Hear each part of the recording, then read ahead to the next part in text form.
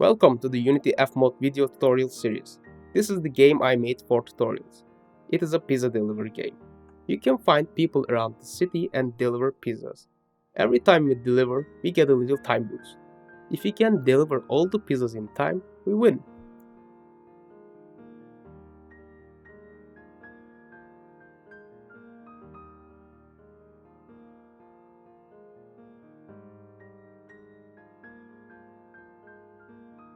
Let's go to the FMOD implementation. Unlike Wise, we installed from Asset Store.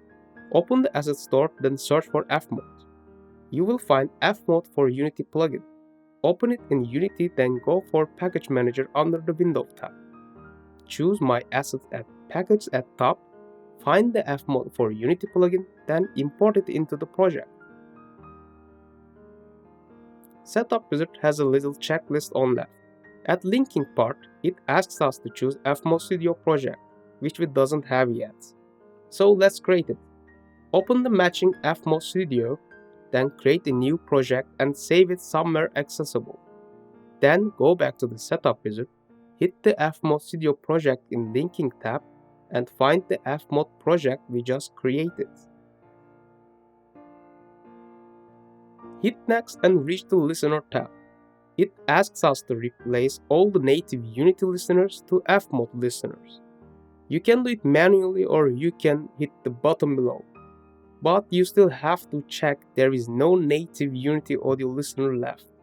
If there is any, you can either delete it or replace with FMOD 1.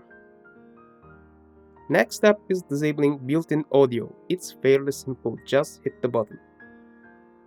Unity sources and source control are totally fine because we created a fresh project, so there is no source control. Then the summary shows us everything is okay and ready to go. Let's check the connection also. Go for the FMOD tab on menu, then hit Edit Settings. If you can see Studio Project path without any errors, it means Unity can reach the project file.